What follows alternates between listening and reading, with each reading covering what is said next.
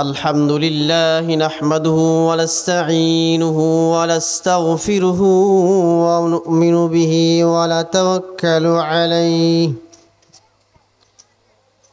ونعوذ بالله من شرور أنفسنا ومن سيئات أعمالنا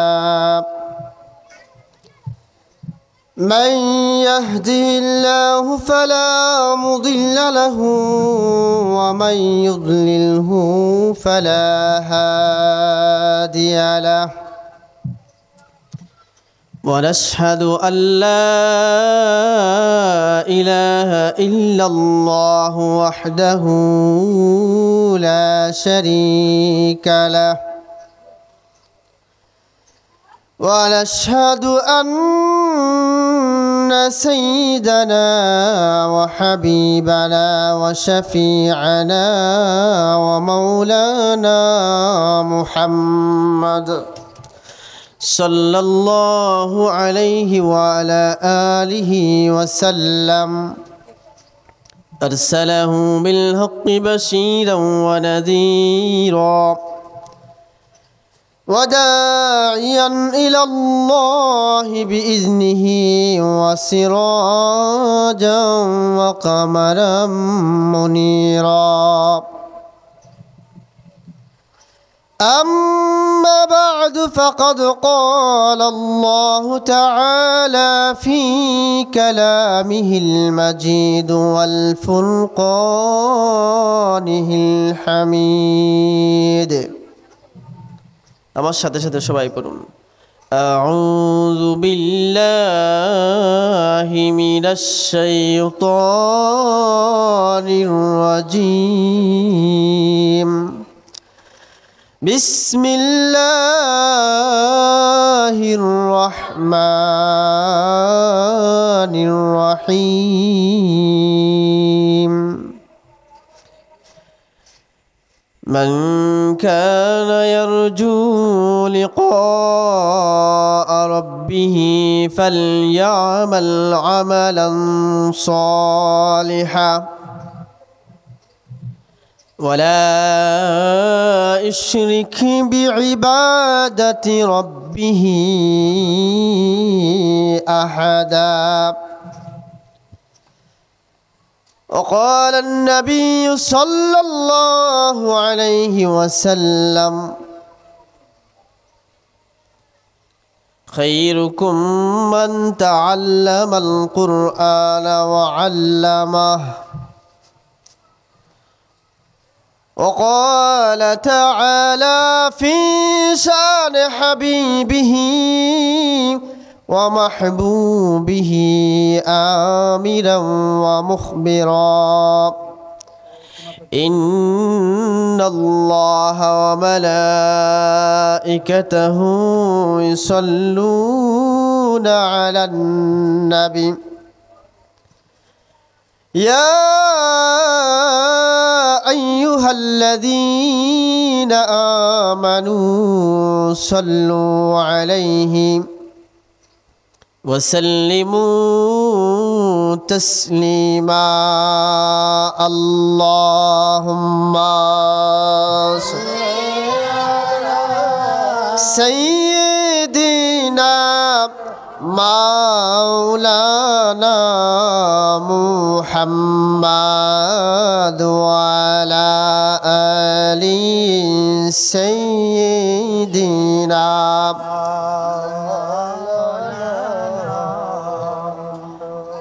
আমাদের মানুষের সংখ্যা আমরা মাহফিলে কম হতে পারি, কিন্তু আমরা যে মজলিসে বসেছি, মাজালিসুল ইলমি হিয়া রাউদাতুম মিন রিয়াদিল জান্নাহ, একটা দ্বীনের মজলিস সেটা জান্নাতের বাগান, এটা আমার নবী বলেছেন। সুতরাং সেই মজলিসে বসে কেউ যদি মোহাব্বতের সাথে দুরূদ শরীফ পাঠ করে, তাহলে আল্লাহর রসুল স্বয়ং সেই দুরূদ শরীফের আওয়াজ শুনতে পান। চিৎকার দিয়ে বলেন সুবহানাল্লাহ। এই জন্য মোহাব্বতের সাথে পড়বেন। আল্লাহুম্মা সাল্লি আলা সাইয়্যিদিনা مولانا محمد وعلى آل سيدنا مولانا سلام آئے رحمت عالم ملائک رب سبھی کا ہو غلام بے وفا بدنم کا تسلیم گوارا ہو اللہم صلی سیدنا مولانا محمد وعلى سیدنا مولانا ہے محمد حشر میں ساتھی بنا لے نہ مجھے رجے محشر دست اپنے چے پلا لینا مجھے اللہم صلی سیدنا مولانا محمد وعلى سیدنا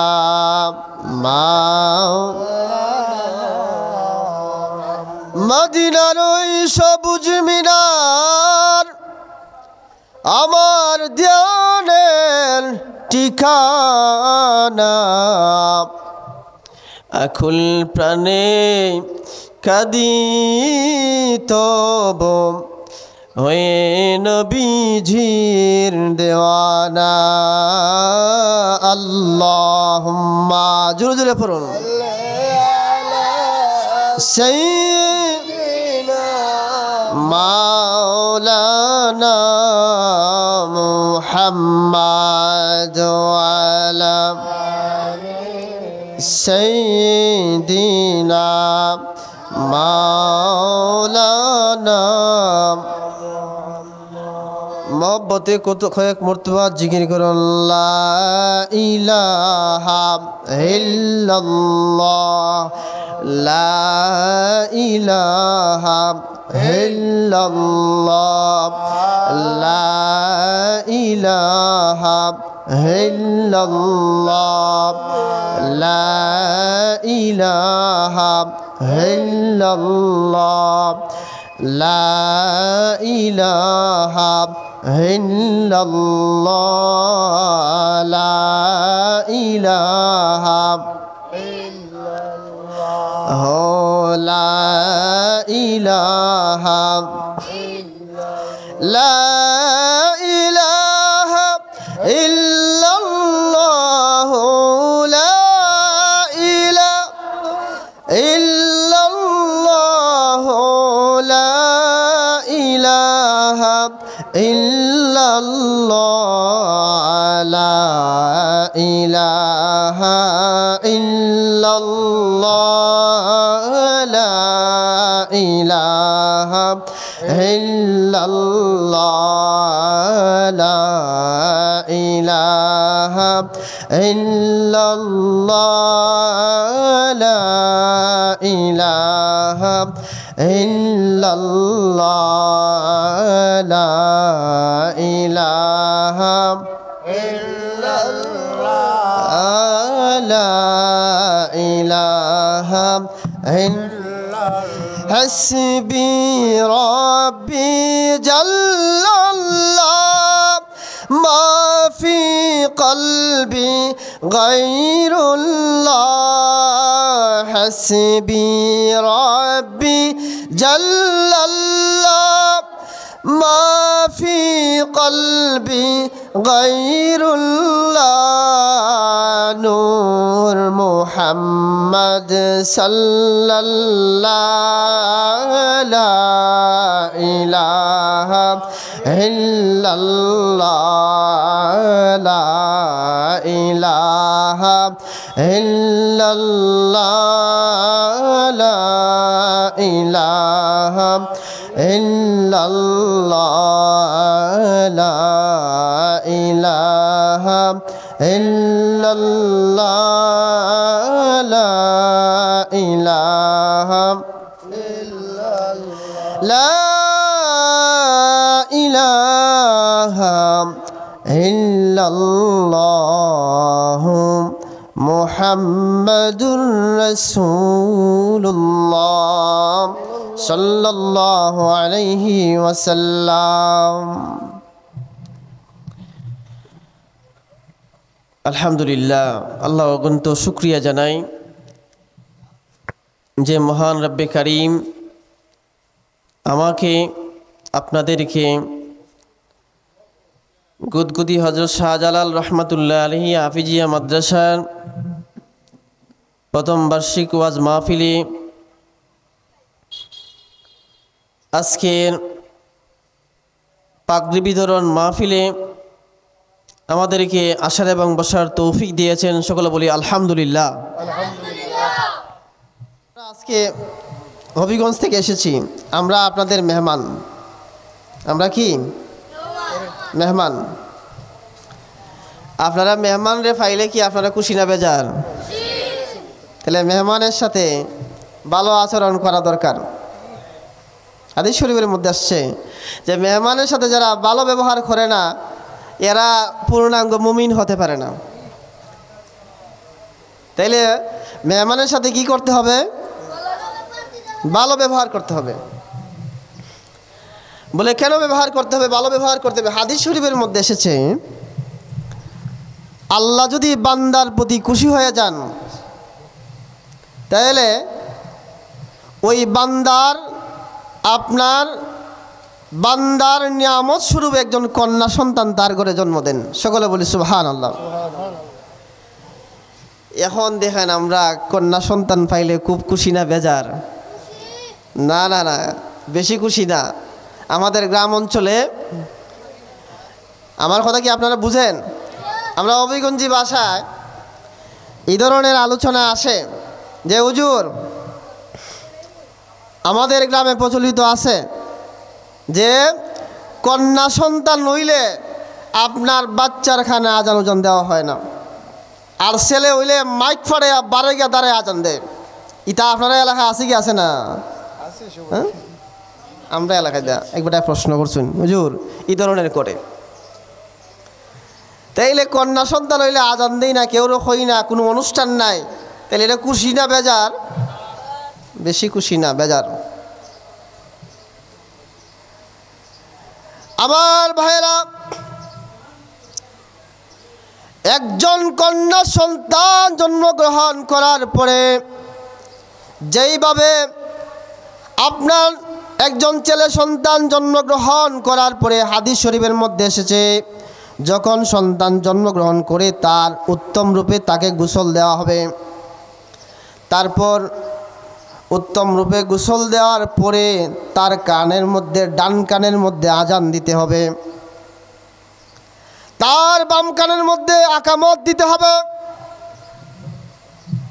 এই প্রশ্ন যখন কোনো মুসলমান করবে যে মেয়ে হলে আজান দেওয়া যাবে না, ছেলে হবে আজান দেওয়া যাবে, তাহলে বোঝা গেল মুসলমানিত্ব আমাদের মধ্যে নাই।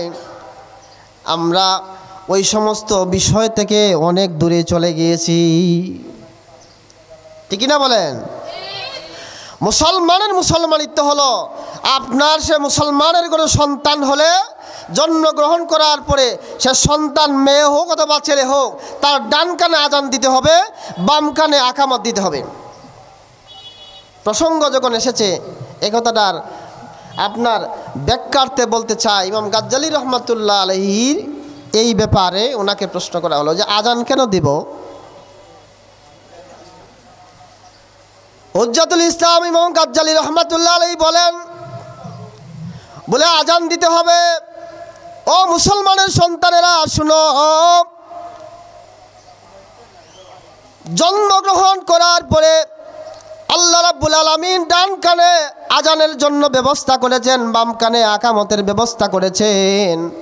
কেন? ভালো করে শুনে রাখো, তুমি জন্মগ্রহণ করার পরে তোমার আজান আকামত শেষ হয়ে গেছে, আর কিছুক্ষণ পরে তুমি মৃত্যুবরণ করবা, আজান আকামত শেষ, তোমার নামাজে জানাজা অনুষ্ঠিত হয়ে যাবে। বেশি দিন দুনিয়ায় থাকবে না, সামান্য দিনের জন্য আল্লাহ পাক এ দুনিয়ায় তোমাকে মুসাফির করে পাঠিয়েছে। যেরকম সুবহানাল্লাহ। আমরা তো হিসাব করি আমি 100 বছর বাঁচবো, আমার সহায় সম্পত্তির দরকার, হ্যাঁ, আমার 2টা ছেলে বিদেশ পাঠানো দরকার, আমার 20-30 জমি দরকার, একটা মার্কেটের মালিক দরকার, বিভিন্ন হিসাব করি কি করি না?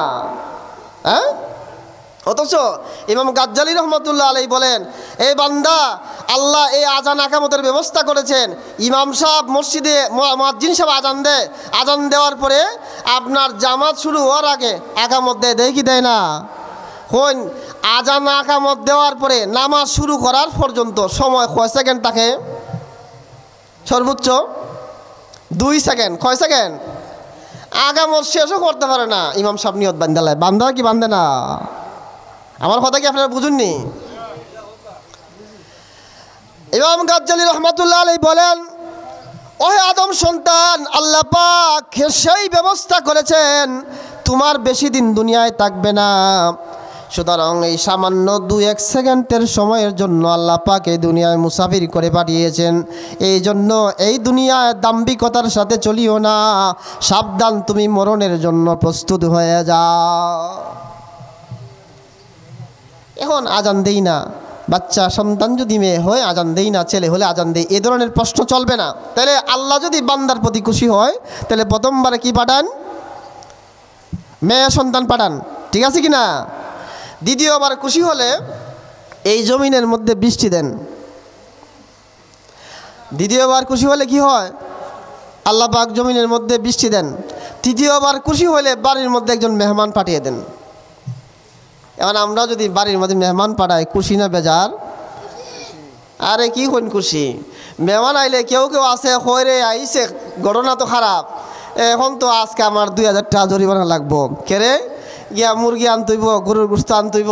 হ্যাঁ, যদি দেখা যায় মেয়ের পক্ষের বাড়ির কোনো মানুষ হয়, তাহলে তো কিছু ব্যবহারীও লাগবো না? হ্যাঁ, কথা কোন কি দা, ঠিক কি না? তাহলে মেহমান আইলে খুশি না বেজার? কিছু কিছু মানুষ খুশি, আবার কিছু বেজার। আমার ভাইরা, আল্লাহর নবী বলেছেন, মেহমান যদি বাড়ির মধ্যে আসে, তুমি তাকে সাদরে আমন্ত্রণ জানাও, তার প্রতি সম্মান প্রদর্শন করো। কেননা আল্লাহ পাক খুশি হয়ে তোমার বাড়ির মেহমান পাঠিয়েছেন, তুমি যদি তার সম্মান প্রদর্শন করো, আল্লাহ পাক খুশি হয়ে তোমাকে 3 গুণ হারে নিয়ামতকে বাড়িয়ে দিবে। কয় গুণ বাড়ায় দিবেন? 3 গুণ বাড়ায় দিবেন।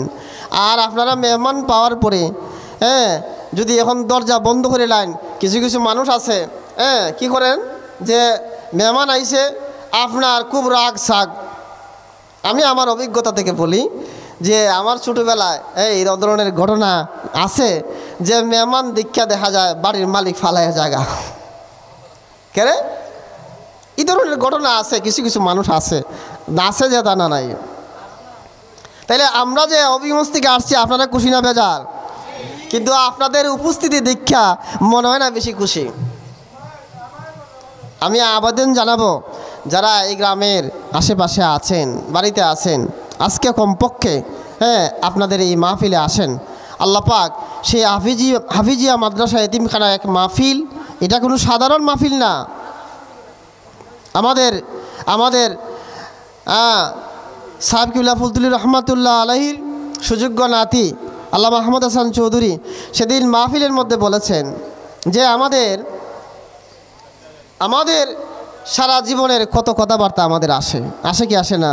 এক জায়গায় বসতে দেখবেন একবারে বদনাম হইতে তার 14 গোষ্ঠী শেষ করে লাই বদনাম হইয়া, হই কি হই না?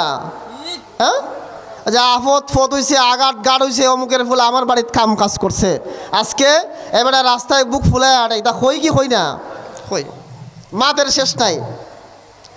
কিন্তু আমাদের মুসলমানের মুসলমানিত্ব হবে যে আমাদের ওই সমস্ত আলোচনা হবে আমাদের জন্য জিকির, আমাদের সরবতা হবে আমাদের জন্য জিকির।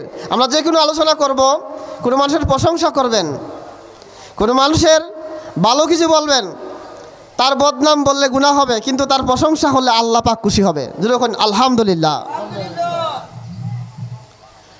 এক জায়গায় বসে যদি বদনাম কইন তাহলে গুনাহ হবে না? কেমন গুনাহ হবে? আল্লাহ রাব্বুল আলামিন বলেছেন, ওয়ালা তাজাসসু ওয়ালা ইয়াগতাব বা'দুকুম বা'দা, অন্যের গোপন বিষয় অনুসন্ধান করবেন না, আর একজন আরেকজনের পরনিন্দা করবেন না, গীবত করবেন না। এই জাতীয় গীবত করা, পরনিন্দা করা, আরেকজনের বদনাম করা কেমন গুনাহ? আল্লাহ পাক বলেন, আইয়ুহিব্বা লাহমা আহিহি মাইতাতান, তুমি কি তোমার মরা ভাইয়ের গুস্ত চাবাইয়া খাইতে চাও? এগুলো পছন্দ করো? ফাকারিহতুমুহু, আল্লাহ নিজেই জবাব দিয়েছেন তোমরা এটা অপছন্দ করো। তাহলে যদি ওই বিষয় মরা ভাইয়ের গুস্ত খাওয়া, চাবাইয়া খাওয়া, এগুলো অপছন্দ মনে করো, নিন্দা মনে করো, তাহলে সাবধান করে দিলাম তোমরা তোমার মুসলমান ভাইয়ের গীবত করিও না। যেরকম সুবহানাল্লাহ আমরা করেই চলছি। প্রাসঙ্গিক ক্রমে এই কথা বলতে চাই যে মেহমানের সম্মান করলে আল্লাহ পাক খুশি হয়ে যান। আর আমাদের সেই সরবতা, আমাদের কথাবার্তা, আমাদের আলোচনা, আমরা জিন্দিগির যত কিছুই করব, কেদের মতো যদি খাম কাজও করি, 5 ওয়াক্ত নামাজ পড়ার পরে, এটাও আমাদের জন্য জিকির। যেরকম আলহামদুলিল্লাহ। আর আমি যদি আমার জীবিকা নির্বাহের জন্য, আমার সন্তানের জন্য আপনার 5 টাকার একটা কেক নিয়ে যাই, মনে করতে হবে যে সন্তানের জন্য এই 5 টাকার এটা কেক না, এটা আমার জন্য একটা জিকির। রসুল বলেছেন, একটা আপনার সামান্যতম কিছু জিনিস কিনা সন্তানের হাতে তুললে সৎকা পরিমাণ তুল্য সওয়াব পাওয়া যায়। এটা আমাদের জন্য জিকির। আর আমরা যখন এক জায়গায় বসে থাকবো, কথাবার্তা বলবো, চিন্তা করব, তখন আমাদের নীরবতা হবে আমাদের জন্য ফিকির, যে আমরা কোথা থেকে এসেছি। আমি আমার মূল আলোচনায় যাচ্ছি। আমরা কোথা থেকে এসেছি? আমরা আল্লাহর কাছ থেকে এসেছি। আবার চলে যাব কার কাছে? আল্লাহর কাছে। বলেন তো, জন্মগ্রহণের সময় আমরা কি নিয়ে এসেছিলাম?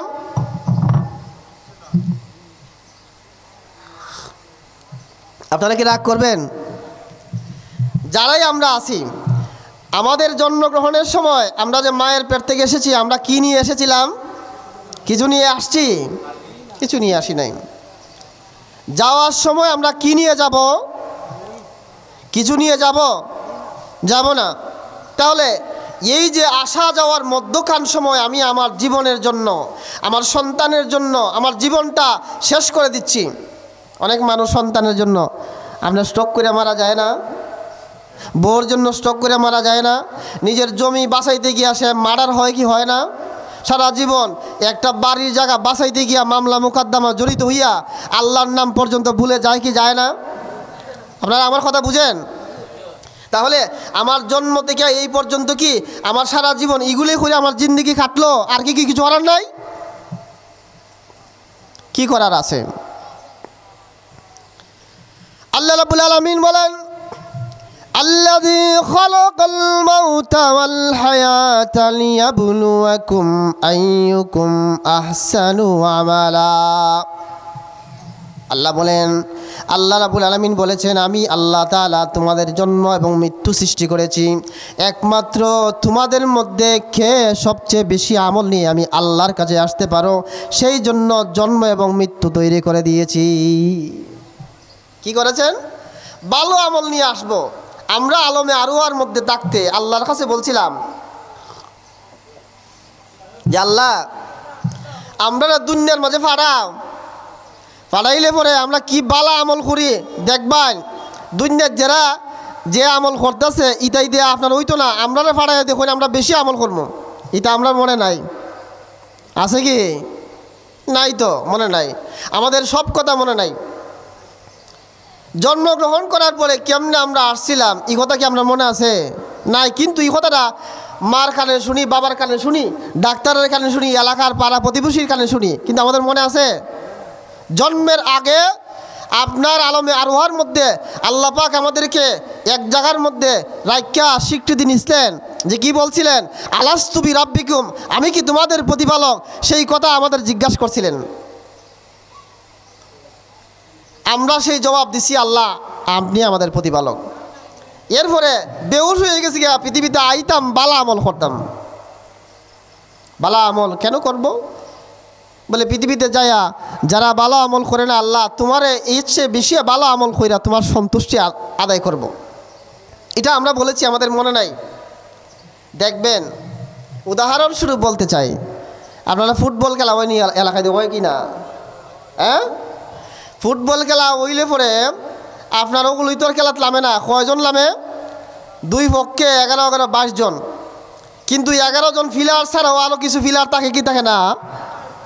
এরা মাঠের কিনারা তাকিয়া যদি দেখে যে আপনার তার নিজের দলের 11 জনের মধ্যে 2-4 জনে খেলা পারে না, এ বাইর থেকে দাঁত কামড়ায় আর আমার মাঠও লামাই দেখ, আমি কিরকম খেলি দেখাই দিব না। এর খেলার যন্ত্রণা আর ভালো লাগে না, এটা কই কি কই না? হ্যাঁ, কিন্তু আলমে আরোয়ার মধ্যে তাকিও আমরা এই কথা কইছি, হ্যাঁ আমরা মাঠে লামাই দেন কীরকম বালা আমল করি দেখ মনে। আজকে আমরা যারা দুনিয়ার মধ্যে আসছি, আসার পরে আমরা কীরকম ভালো আমল করি আমাদের জানা আছে কি আছে না? কি দেখুন, আমাদের জানা আছে কি আছে না? এটা দূর শরীফ পড়ুন, আল্লাহুম্মা সাল্লি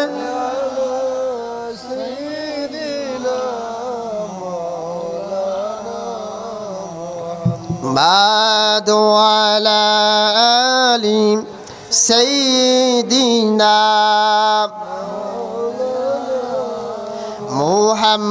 মুহাম্মাদ আল্লাহুম্মা সাল্লি সাইয়্যিদিনা মাওলানা মুহাম্মাদ ওয়ালা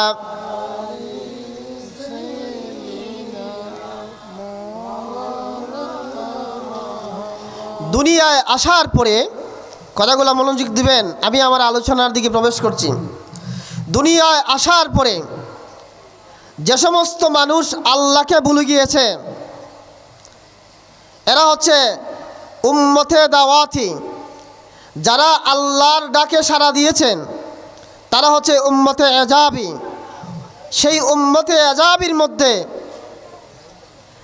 যারা নেক আমল করবে, তাদের উদ্দেশ্য হচ্ছে আমরা আল্লাহর কাছ থেকে এসেছি, আবার আল্লাহর কাছে ফিরে যাব।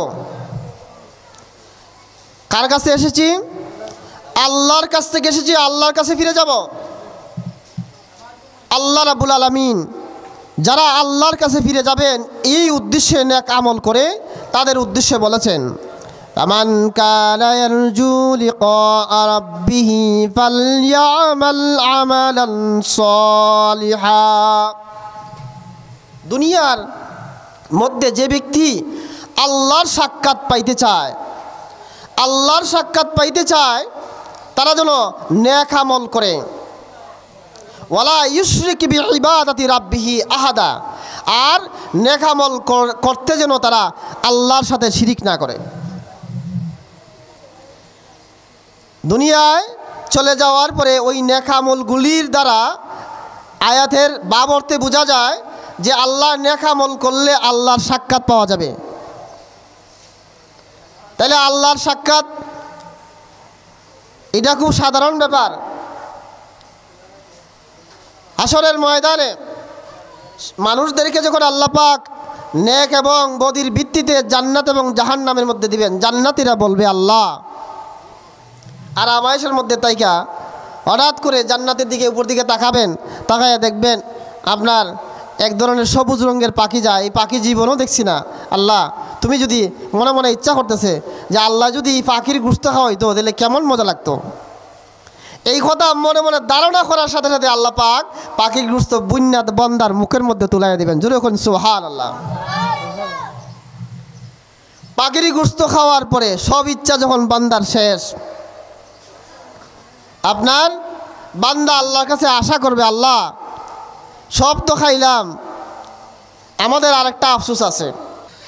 আমার আল্লাহ রাব্বুল আলামিন ডাক দিয়ে বলবেন, ওহে আমার বান্দা, তুমি জান্নাতের ভিতরে এত কিছু নিয়ামত পাইলা, আর কি চাও? আল্লাহ রাব্বুল আলামিনের কাছে বান্দারা জিজ্ঞাসা করবে, আল্লাহ দুনিয়ায় পৃথিবীতে তোমার নাম শুনেছি, তোমার প্রতি ঈমান এনেছি, তোমার নবীর মুখতে উলামায়ে কেরামের মুখতে তোমার নাম শুনেছি, কোরআন কিতাবের মধ্যে পড়েছি। আল্লাহ রাব্বুল আলামিন কোনোদিন তোমাকে দেখি নাই। আমাদের মনের তামান্না আজকে জান্নাতের ভিতরে আল্লাহ তোমার চেহারা আনোয়ার দেখতে চাই। আল্লাহ তোমার চেহারা আনোয়ার দেখাইয়া আমাদের কলিজাকে ঠান্ডা করে দাও। যেরকম সুবহানাল্লাহ। তাইলে বোঝা যায় সমস্ত নিয়ামত বুক করার চেয়ে সবচেয়ে বড় নিয়ামত যে আছে সেই নিয়ামত হচ্ছে আল্লাহর সাক্ষাৎ। যেরকম ঠিক না? তাইলে আল্লাহর সাক্ষাৎ যদি পাইতে হয় তাহলে নেক আমল করা দরকার আছে কি আছে না? আছে। আমাদের নেক আমলটা এরকম হয়ে গেছে যে আমরা কোনো কিছু করতেই চাইলে বর্তমান সময়ে দেখবেন মোবাইলের মধ্যে লাইভে আমি ইটা করি দান খয়রাত করি সৎকা করি ভিডিও ছবি দিয়ে আসা, এটা সব কিছু আপনার নিজের নাম যত ফুটানি দরকার এটা করাই নাই। এটা কি আল্লাহ সন্তুষ্টির লেগে না নিজের ফুটানির লেগে? হ্যাঁ, আল্লাহকে পাওয়ার জন্য না নিজেকে ফুটানির জন্য? এই আয়াতের তাফসীরের মধ্যে বর্ণনা করা আছে এইভাবে যে নবীজির একজন সাহাবী ছিলেন, সেই সাহাবীর নাম হযরত জুনদুব ইবনে জুহাইর। সেই সাহাবীর নাম কি? জুনদুব ইবনে জুহাইর। সেই সাহাবী তেলাওয়াত করতেন নামাজের মধ্যে, অত্যন্ত সুন্দর তেলাওয়াত। সেই তেলাওয়াত শুনিয়া আপনার মানুষের হৃদয় সিক্ত হয়ে যেত। যেরকম সুবহানাল্লাহ। আমাদের অবস্থা এরকম যে আমরা যদি কোরআন তেলাওয়াত শুনি, একটা বাচ্চারও তেলাওয়াত শুনি, কোরআনের তেলাওয়াত শুনলে যদি আমার হৃদয় সিক্ত না হয় বুঝতে হবে আমার মধ্যে ঈমান নেই, আমার মধ্যে ঈমানের ত্রুটি আছে।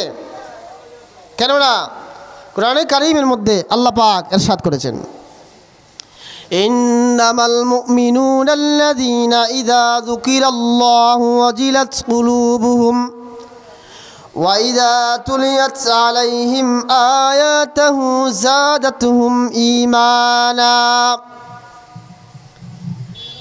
মুমিন হচ্ছে ওই ব্যক্তি যে আপনার যার সামনে কোরআন হাদিসের আলোচনা, যার সামনে আপনার নবী পাকের আলোচনা, যার সামনে আখিরাতের আলোচনা, যার সামনে হাসরের আলোচনা, যার সামনে আপনার মাহশারের আলোচনা, যত আলোচনা আসবে সেই কথা শুনলে পরে তার অন্তর সিক্ত হয়ে যাবে। যেরকম সুবহানাল্লাহ। আরেকটা কথা এনেছেন, ওয়াইজা তুলিয়াত আলাইহিম আয়াতাহু, যখন তাদের সামনে কোরআন তেলাওয়াত করা হবে, যাদাতুহু ঈমানা, তার অন্তরের মধ্যে ঈমান বৃদ্ধি পেয়ে যাবে। যেরকম সুবহানাল্লাহ।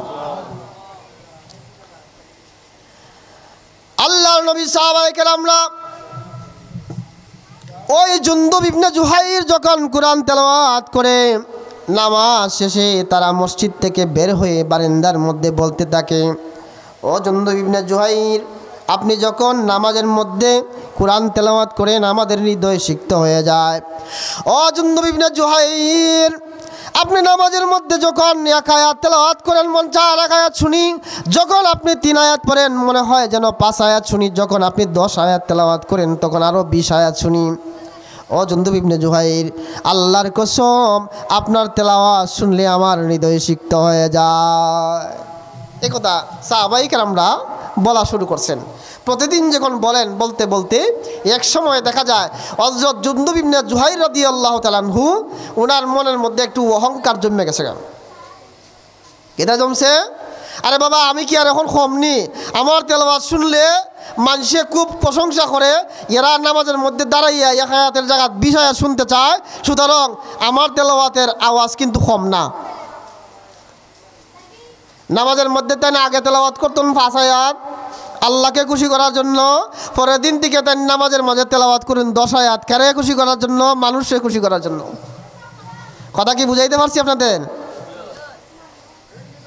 আল্লাহকে খুশি করার জন্য উনি আগে পড়তেন 5 আয়াত, এখন বান্দারে খুশি করার জন্য পড়েন 10 আয়াত। ওনার মতলব কি জায়গাত রইছে না কিছু ফাইল দরুদ পড়ুন। আল্লাহুম্মা সাল্লি আলা সাইয়্যিদিনা মাওলানা মুহাম্মাদ ওয়া আলা সাইয়্যিদিনা মাওলানা। প্রিয় হাজিরিন, আমাদের অবস্থাও সেই রকম। আমরা যারা ওয়াজ মাহফিল করাই, আমরা যারা ওয়াজ মাহফিল করি, আমাদের ওয়াজ মাহফিলের অবস্থা বর্তমান সময়ে এইরকম হয়ে গেছে। আমরা 50-60 হাজার টাকার বক্তা যদি আনি, তাহলে ওয়াজ মাহফিলে আসি। কথা বুঝতে পারছেন? ভাইরাল কোনো বক্তা হইলে আপনার মাহফিলে মানুষের জায়গা হয় না। আবার আমরা যারা আয়োজনকারী যারা আছে, আমাদের অবস্থা এরকমই। আমরা ওয়াজ মাহফিল পড়াই, এমন বক্তা আনতে চাই যেখানে মানুষের জায়গা হয় না। উদ্দেশ্য কিনা? মাহফিলের উদ্দেশ্য হচ্ছে সেই মাহফিলের মধ্যে আলোচনা শুনবে একজন মানুষ যদি আমল করে, আপনার সেই আমলের দ্বারা আল্লাহ এবং আল্লাহ রসুল খুশি হয়ে যাবেন। যেরকম ঠিকই না? সেটা হবে আল্লাহর সাক্ষাৎ পাওয়ার জন্য, আমার নেক আমল আল্লাহকে খুশি করার জন্য। সুতরাং আমার মানুষ যদি 5 জন হয়, 1 জন হয়, তথাপি সেই উদ্দেশ্য যদি আমার সহি থাকে, তাহলে কিয়ামতের ময়দানে জান্নাতের ভিতরে আমি আল্লাহর সাক্ষাৎ পাবো। যেরকম ঠিক কিনা? আর আমার উদ্দেশ্য যদি এরকম হয় যে আমার একটা মাহফিল সাজাইলাম, আমার মাহফিলের মধ্যে এমন হুজুর দাওয়াত দিব, আপনার সেখানে 10,000 20,000 লোক হবে, সেই লোক দ্বারা আমার উদ্দেশ্য হচ্ছে আল্লাহকে খুশি করার জন্য, মানুষ আনার জন্য। সুতরাং সেই মাহফিলের মধ্যে কোটি টাকা খরচ করলো, 1 পয়সার বিন্দু পরিমাণ কোনো লাভ হবে না। এই জন্য এই আয়াতের মধ্যে এই কথা যখন আলোচনা হচ্ছে সাহাবাই কেরামের মধ্যে, তখন উনি নামাজের মধ্যে তেলাওয়াত করতেন আল্লাহকে খুশি করার জন্য। উনি দেখা যায় আপনার নামাজের তেলাওয়াত বাড়িয়ে দিয়েছেন, 20 আয়াত পড়েন মানুষকে খুশি করার জন্য। আমরা কই নামাজ যে পড়ি কারে খুশি করার জন্য? আল্লাহকে খুশি করার জন্য। আপনারা যেখানে মানুষ সংখ্যা কম আছেন, আমার মনের মধ্যে কিছুই আসে যায় না। কেন আসে যায় না? আল্লাহ রাব্বুল আলামিন বলেছেন, ফাযাক্কিরিন্নামা আনতা মুযাক্কিরিন লাস্তা আলাইহিম বিমুসাইতিরিন ইল্লা মান তাওয়াল্লা ওয়া কাফার। আল্লাহ নবীকে আল্লাহ পাক বলেছেন, এ রাসূল, আপনি শুধুমাত্র আপনি মানুষের কান পর্যন্ত এই কথাগুলো পৌঁছে দেন, আর তার হেদায়েতের মালিক আমি আল্লাহ। সুতরাং আপনাকে লাঠি হাতে নিয়ে তাদেরকে দৌড়াইয়া বাইরে মসজিদে আনার কোনো প্রয়োজন হবে না। যেরকম ঠিক না? আল্লাহ রাব্বুল আলামিন রাসূল পাক সাল্লাল্লাহু আলাইহি ওয়াসাল্লামকে যেহেতু এই ধরনের কথা বলেন নাই, আমিও আপনাদের কাছে এই কথা বলতে চাই। আপনাদের কান পর্যন্ত আমাদের সেই হেদায়েতের কথাগুলি পৌঁছে দেওয়া আমাদের দায়িত্ব। যদি কথাগুলি আমল না করেন, আল্লাহ পাক হাশরের ময়দানে আল্লাহ ডাক দিয়ে বলবেন, বান্দা, গুদগুতির ময়দানে হাফিজি মাদ্রাসার সামনে যে আলোচনা হয়েছিল, তুমি সেই কথাগুলি শুনো নাই, আমল করো নাই। বাড়ি থেকে যে আমল কথাগুলি শুনেছিলে, সেই কথাও যদি আমল না করো, হাশরের ময়দানে আল্লাহ পাক রব্বুল ইজ্জত সেই জন্য আমি আমার দায়িত্বগুলি আদায় করলাম, আপনারা আদায় না করার কারণে ফায়ুআযিবুল্লাহুল আযাবাল আকবার, আল্লাহ পাকের গজব দ্বারা আপনাদেরকে জাহান্নামের মধ্যে পৌঁছায়া দিবে। তাহলে আমাদের দায়িত্ব আপনাদের কান পর্যন্ত পৌঁছায় দাও। আমল না করলে আপনারা মরবেন। আমরা মাহফিলের মধ্যে আইসা এই 2-4 কথা, একটা কথা বুঝাইয়া আপনাদের খান পর্যন্ত বাড়ির থেকে তো শুনতেছুন না? হ্যাঁ, হাশরের ময়দানে আল্লাহ রাব্বুল আলামিন বলবেন, ওয়াসিকাল্লাযীনা কাফারু ইলা জাহান্নামা যুমারা হাত্তা ইযা জাউহা ওয়া ফুতিহাত আবওয়াবুহা ওয়া ক্বালা লাহুম খাজানাতুহা। জাহান্নামী লোকদেরকে যখন মানুষে আল্লাহ পাক টানাইয়া যখন জাহান্নামের কাছে লইয়া যাইবেন, জাহান্নামের প্রহরীরা কইবা, ওয়াকালা লাহুম খাজানাত, আপনার তাদেরকে বলা হবে যে জাহান্নামের দরজা খুললে দাও।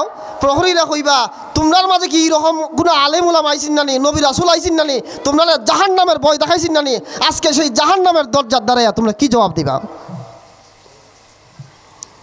মানুষে কইব, মানুষে কথা কইব যে وقال لهم خزنتها ألم يأتيكم رسل منكم يتلون عليكم آيات وينذرونكم لقاء يومكم هذا। আজকের সেই ভয়াবহ দিন হবে, সেই দিন তোমাদেরকে জাহান্নামে টানাইয়া হেসরাইয়া বেজ্জতি করে ফেলানো হবে, সেই বিষয়ে কোনো আলেম কি তোমরা বলছেন না? তারা বলবে ক্বালু বালা। কোরআনে কারিমের মধ্যে স্পষ্ট বর্ণনা এসেছে। তারা বলবে হ্যাঁ আল্লাহ বলছেন, আমরা তো বুঝছি,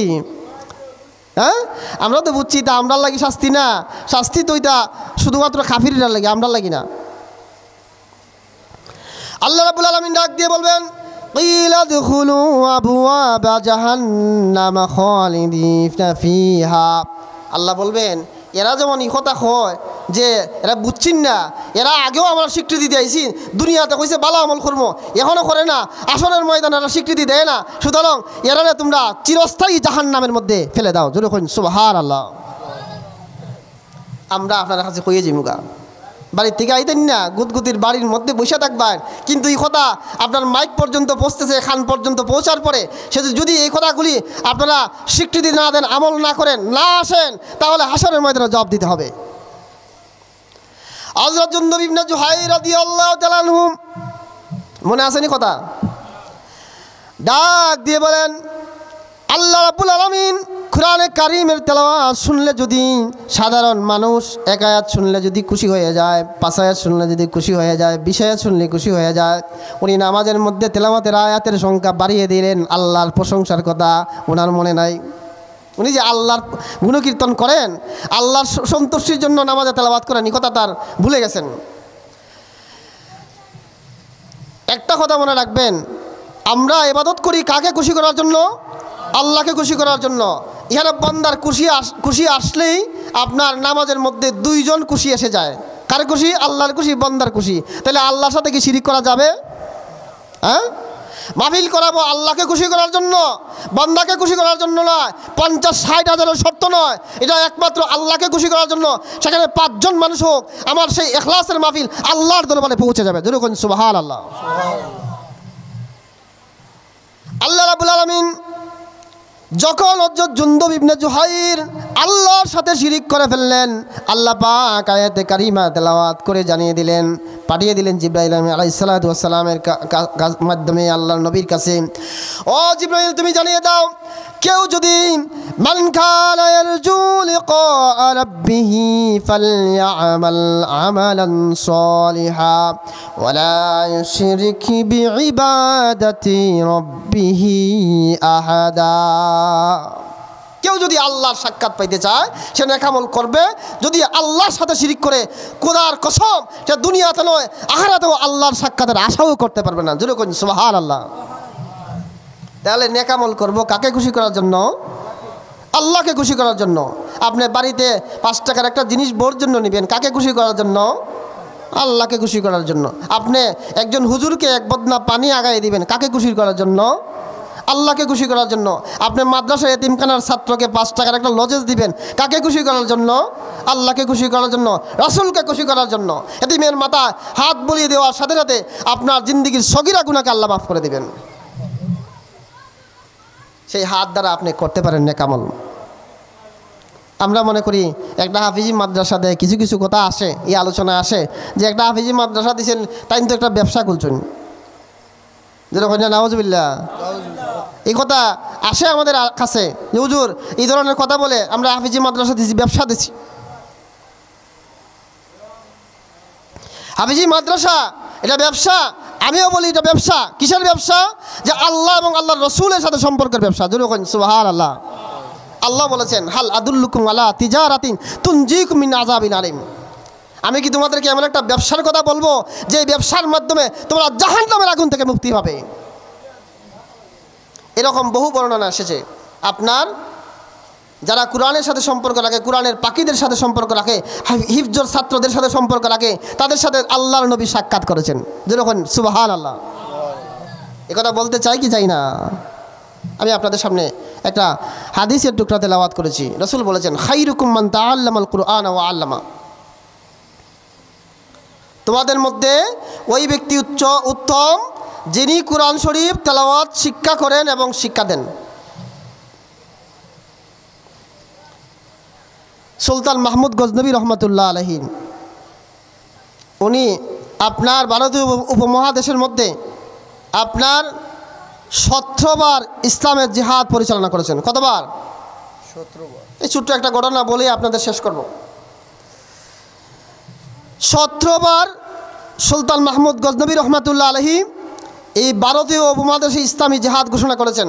17 বার উনি ইসলামী বিজয় বেশে এদেশে ইসলামের জন্য পতাকা উড্ডীন করেছেন। যেরকম আলহামদুলিল্লাহ। সুলতান মাহমুদ গজনবী রহমতুল্লাহ আলাইহি উনি একদিন রাস্তা দিয়ে যাচ্ছেন। বর্ণনাটা দুইভাবে এসেছে, আমি একভাবে বলি। এক ছাত্র রাত্রের অন্ধকারের মধ্যে আপনার চন্দ্রের আলোতে উনি কুরআন তেলাওয়াত করতেছেন। রাস্তায় বের হলেন, জিজ্ঞাসা করলেন সুলতান মাহমুদ গজনবী রহমতুল্লাহ আলাইহি, উনি রাষ্ট্রের খলিফা, আপনার সুলতান, উনি জিজ্ঞাসা করলেন, বাবা তুমি রাস্তার মধ্যে তেলাওয়াত করতেছো, অথচ কিছুই দেখা যায় না, কুরআন তেলাওয়াত করো, তোমার কি ঘরের মধ্যে আলো নাই? ওই হাফিজি হিফজের ছাত্র, মাদ্রাসার ছাত্র বললেন যে জি না বাবা, আমার আলোর ব্যবস্থা নাই। সুলতান মাহমুদ গজনবী রহমতুল্লাহ আলাইহি আল্লাহওয়ালা পরহেজগার মানুষ ছিলেন। ডাক দিয়ে বলেন, বাবা আল্লাহ পাক যদি হাসরের ময়দানে আমাকে জিজ্ঞাসা করেন, তোমার এই খলিফা চলাকালীন সময়ে একজন ছাত্র আলোর অভাবে, বাতির অভাবে কোরআন তেলাওয়াত করতে পারে নাই, আল্লাহর দরবারে আমার জবাব দেওয়ার পথ থাকবে না। তুমি চলো, তাড়াতাড়ি চলো, আমার গুড়ার পৃষ্ঠে চলো, এখনই চলো, রাজপ্রাসাদে বসে আমার আলোর মধ্যে বসে বসে তুমি কোরআন তেলাওয়াত করতে থাকবে। উনি এই কথা বললেন। বলার পরে ছাত্রেরে আপনার সেই কোরআনের পাখিকে ওই গুড়ার পৃষ্ঠে চড়াইয়া রাজপ্রাসাদের মধ্যে নিয়ে গেলেন। যায়া ওই ছাত্রের খাওয়ানোর ব্যবস্থা করলেন, ঘুমানোর ব্যবস্থা করলেন, আলোর ব্যবস্থা করলেন। বাবা তুমি যতদিন বাসো ওই জায়গার মধ্যে বৈশা বৈশা কোরআন তেলাওয়াত করবা, তোমার কোনো খরচের প্রয়োজন হবে না, আমি তোমার সমস্ত খরচ বহন করব। যেরকম আলহামদুলিল্লাহ। আপনারা কি দেখুন, একজন মানুষে যদি, আমরাও যদি একবার রাষ্ট্রের বাদশাহ যদি আমরা নেওয়া হয় বলে তুমি কেন তাকবা খাইবা, হ্যাঁ তোমার আরা জীবনের ব্যবস্থা হয়ে গেছে, আমরা কি দেখব যাক দে আর কিছু লাগতো না, হইব কি হইব না? ছাত্র কি খুব যেই সেই ছাত্র না, খুব আল্লাহওয়ালা ছাত্র, আল্লাহওয়ালা ছাত্র। হযরত সুলতান মাহমুদ গজনবী রহমতুল্লাহ আলাইহি ডাক দিয়ে বলেন, বাবা তুমি যদি চলে যাও, তুমি প্রতিদিন কোরআন তেলাওয়াত করো, তাহাজ্জুদের সময় তেলাওয়াত করো, আমি শুনি, তোমার তেলাওয়াত শুনলে আমার কলিজা সিক্ত হয়ে যায়, সুতরাং তুমি তাকো না। বলে না, আমার তাকার অভ্যাস নাই, আমি তো তাকছি বাঙ্গা কুড়ির ঘরের মধ্যে, এখানে আমার ভালো লাগে, আমার তো এখানে রাজপ্রাসাদে থাকি অভ্যস্ত না, সুতরাং আমি ওই জায়গায় গেলে আমি শান্তি থাকবো। সুলতান মাহমুদ গজনবী রহমতুল্লাহ আলাইহি বলেন, ওই বাবা আমি তোমার কোরআন তেলাওয়াত শুনে যখন আমি বারবার শুনি, তোমার তেলাওয়াতে আমার হৃদয় সিক্ত হয়ে যায়, আমি বুঝতে পারি তুমি আল্লাহওয়ালা পরহেজগার, এই রাজপ্রাসাদের মধ্যে তুমি থাকবা না, তুমি যদি চলে যাও তাহলে তোমার কাছে আমার দুইটা আবদার তুমি দয়া করে আল্লাহর দরবারে পৌঁছাই দিবা, আমাকে ওয়াদা দিয়ে দাও। যেরকম সুবহানাল্লাহ। ওই হাফিজে কোরআনের খাদিমকে আপনার সুলতান মাহমুদ গজনবী রহমতুল্লাহ আলাইহি বলেন যে, বাবা আমার দুইটা আবদার, এই দুইটা আবদার তুমি আল্লাহর কাছে পৌঁছাই দিবা, এই আবদারগুলো যেন আল্লাহ পাক পূরণ করে দেন। ছেলে কয়, কি আবদার? আমার এত কিছু খাওয়াইলো, এত কিছু পড়াইলো, পোশাক পরিচ্ছদ দিল, আর আমার এসে রাখার জায়গা দিল, আবার কিছু উপহারও দিছে, উপঢৌকন দিছে, কিছু টাকা পয়সাও দিছে, আমার তো চলার জন্য আর কোনো কিছু লাগবে না, তাহলে তাই দুইটা আবদার করছো, এটা তো করলে অসুবিধা নাই। আচ্ছা কিতা কইলেন, আল্লাহ আছে বসে কইলি মনে, আমার তো আর কোনো খরচ হইতো না। ওই ছাত্র বলতেছে যে কিসের আবদার? আরে বাবা, তোমার কাছে প্রথম নম্বর আবদার হচ্ছে, আজকে 12 বছর হয়ে যায় আমি আমার দয়াল নবীর দিদারের সন্ধানে ব্যস্ত আছি রে। 12 বছরের মধ্যে একদিনও দয়াল নবীর দিদার হয় নসিব হয় নাই। তুমি আল্লাহর কাছে আবদার করবা, আমার জন্য দোয়া করবা, আল্লাহ পাক যেন দয়াল নবীর সাথে আমার দিদার নসিব করে দে। যেরকম সুবহানাল্লাহ। এটা কি আবদার, কি সহজ আবদার না কঠিন আবদার? আমার ভাইরা, আমাদের জীবনে যদি এমন কোনো সুযোগ আসে, আমাদের কত আবদার থাকে, দুনিয়ার কত আবদার থাকে। আমরা দুনিয়ায় এসেছি একা খালি হাতে, আবার একা আল্লাহর কাছে ফিরে যাব। আমাদের কাছে তো এমন ধরনের কোনো আবদার কারো কাছে আমরা কোনোদিন পেশ করি নাই। আমরা কি করছি? আমরা কোনো ছাত্ররে, হাফিজি মাদ্রাসা ছাত্ররে, কোনো এতিম ছাত্ররে তারে একটা পোশাক দিয়া এরে কিছু খরচের টাকা দিয়া, বাবা তুমি কিনো এটা, আর তুমি তোমার লাগে আমার একটা আবদার, এটা এই দরা কইরো আমি যেন দয়াল নবীর দিদার পাই। এটা কি কোনোদিন কইছি? আমরা কইছি না। কেন কইতাম? দয়াল নবীর দিদার দিয়ে আমরা কি তৈতো। অথচ আল্লাহ নবী বলেছেন, মান রাফিল মানামি হারামাল্লাহু আলান নার, যেই ব্যক্তি স্বপ্ন যুগে আমার দয়াল নবীর দিদার নসিব পেয়েছে, আল্লাহ পাক ওই ব্যক্তির জন্য জাহান্নামের আগুনকে হারাম করে দিয়েছে। জাহান্নামের আগুন হারাম করে দেন। কিন্তু দয়াল নবীর দিদার পাওয়ার জন্য আমরা আজ পর্যন্ত বলতে পারবো না কাউকে কিছু টাকা দান খয়রাত করেছি, কেউ সৎকা করেছি, কোনো মানুষকে উপকার করেছি, কোনো মানুষের সহযোগিতার জন্য তার পাশে দাঁড়িয়েছি, গরিব মানুষের একটা ঘর মেরামত করে দিয়েছি, তাকে সহযোগিতার জন্য যা করা দরকার করেছি, কিছু করি নাই। কিন্তু সেই সুলতান মাহমুদ গজনবী রহমতুল্লাহ আলাইহি এত কিছুর পরে উনি আবদার করলেন, বাবা যে তুমি আমার জন্য প্রথম নম্বর আবদার হচ্ছে তুমি আল্লাহর কাছে পৌঁছে দিও যে আমি যেন দয়াল নবীর দিদার নসিব পেয়ে যাই। আরে বাবা, 2 নম্বর আবদার হচ্ছে আল্লাহ পাকের দরবারে তুমি আমার জন্য দোয়া করবে আমি যেন দুনিয়ায় ভালো মানুষের সঙ্গী হয়ে যায়, ভালো মানুষের সাথে আমি কিছু সময় অবস্থান করি, সেই দোয়া তুমি আল্লাহর দরবারে পৌঁছে দিবে। কয়টা দোয়া? আপনারা কি বুঝছেন কথা? কয়টা দোয়া? প্রথম নম্বর দোয়া কিটা? আল্লাহর নবী দিদার পাওয়া। প্রথম নম্বর আল্লাহর নবী দিদার পাওয়া। 2 নম্বর দোয়া কিটা? ভালো মানুষের সাথে যেন আমি চলতে পারি, ভালো মানুষের সন্ধান পাই, সেই দোয়া করবা। দোয়াটা কি কঠিন না সহজ? খুব সহজ। আমার ভাইরা, ওই মাদ্রাসার ছাত্র সুলতান মাহমুদ গজনবী রহমতুল্লাহ আলাইহির হাতের আপনার উপহার উপঢৌকন লইয়া কুড়েঘরের মধ্যে চলে গেল, কোরআন তেলাওয়াতের জন্য আলুর টাকা পেয়ে গেল। ওই জায়গায় বসে বসে জিকির করে লা ইলাহা ইল্লাল্লাহ, লা ইলাহা ইল্লাল্লাহ, লা ইলাহা ইল্লাল্লাহ, লা ইলাহা লা ইলাহা লা ইলাহা। বহু দূরে মদিনা আমরা কেমনে যাব। ছাত্র দোয়া করছে, করতে দেরি, পরের দিন আপনার সুলতান মাহমুদ গজনবী রহমতুল্লাহ আলাইহি সেই কোরআনের হাফিজের দ্বারা, খাদিমের দ্বারা আল্লাহর নবীর দিদার পেয়ে গেছেন। তাহলে বোঝা যায় মাদ্রাসার হাফিজির ছাত্ররা কিছু খাওয়াইলে, তারা আপনার আদর যত্ন করলে, এ দোয়া করলে আপনার নবীর দিদার পাওয়া যায় কি যায় না?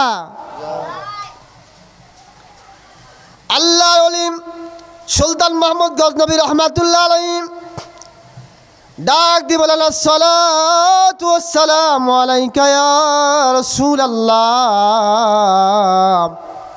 12 বছর পর্যন্ত আপনার দিদারের সন্ধানের জন্য আমি খুঁজে খুঁজে পাগল পারা হয়ে গেছি, ইয়া রাসূলুল্লাহ, আপনার কদমে সালাম। আল্লাহ নবী ডাক দিয়ে বলেন, ওহে সুলতান মাহমুদ গজনবী, আমি তোমার ডাকে সাড়া দেওয়ার জন্য আসি নাই, তোমার জন্য কোরআনের খাদিম সে খাস নিয়তে আল্লাহর দরবারে দোয়া করেছি। সেই ছাত্রের দোয়ার বদলতে আল্লাহ পাক আমাকে আদেশ করেছেন তোমার সাথে সাক্ষাৎ করার জন্য। কত বড় কঠিন কথা। সুলতান মাহমুদ, সেই জন্য তোমার সাথে সাক্ষাৎ করতে এসেছি। ডাক দিয়ে বলেন, ইয়া রাসূলুল্লাহ, ছাত্রের কাছে আবদার করেছিলাম 2টা। প্রথম নম্বরে আবদার হচ্ছে আপনার দিদার নসিব হবে সেই দোয়া। দ্বিতীয় নম্বর আবদার হয়েছিল এইটা যে আমি যেন ভালো মানুষের সঙ্গে খুঁজি, ভালো মানুষের সঙ্গে পাই, এই মানুষদের সাথে সারা দিনের মধ্যে আমি কিছু সময় বসতে চাই। জোরে কইন সুবহানাল্লাহ। কই তুমি ভালো মানুষের সঙ্গে চাও? সুলতান মাহমুদ গজনবী, আমার নবীর কি তুমি, আমার নবীর সেই ধরনের হাদিস কি তুমি শুনো নাই? আমার নবী, আমি নবীর সেই হাদিস কি তোমার, আওয়ালাম তাসমাউ হাদাল হাদিস, তোমার কান পর্যন্ত সেই হাদিস কি পৌঁছে নাই? বলে কোন হাদিস? খায়রুকুম মান তাআল্লামাল কুরআন ওয়া আল্লামা, যে ব্যক্তি তোমাদের মধ্যে কোরআন শরীফ শিক্ষা করে এবং শিক্ষা দেয়, ওই সমস্ত মানুষ হচ্ছে তোমাদের মধ্যে ভালো মানুষ। জোরে বলুন সুবহানাল্লাহ। নবীজি বললেন যে তুমি আমার সেই হাদিস কি শুনো না, যে তোমার মধ্যে ভালো মানুষ কেনা, যে কোরআন শরীফ শিক্ষা করে এবং শিক্ষা দেয়, ওই মানুষগুলি হচ্ছে ভালো। তার দ্বারা কি বউ দুনিয়ায় ভালো মানুষের সন্ধান পাইয়ে যাইবা। জোরে কইন সুবহানাল্লাহ। আপনার হাফিজি মাদ্রাসায় ব্যবসা মনে করছেন? এই মাদ্রাসার ছাত্রের সঙ্গে এই মাদ্রাসার সাথে দয়াল নবীর আপনার সংযোগ রয়েছে, সেখানে আপনার দয়াল নবীর সন্ধান পাওয়া যায়, ঠিক কিনা বলেন? দুরূদ পড়ুন, আল্লাহুম্মা সাল্লি আলা সাইয়্যিদিনা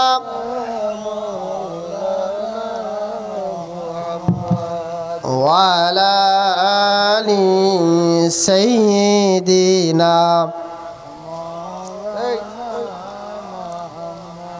আমার আবদার থাকবে আপনাদের কাছে যে কমপক্ষে এই গুদগুতি হযরত শাহজালাল রহমাতুল্লাহ আলাইহি হাফিজি মাদ্রাসা, এটাকে আপনারা ছোটো মনে করবেন না। আল্লাহ বলেছেন অবতাকুল ইলাইহিল ওয়াসিলা, আমাদের নীরবতা হবে আমাদের জন্য ফিকির।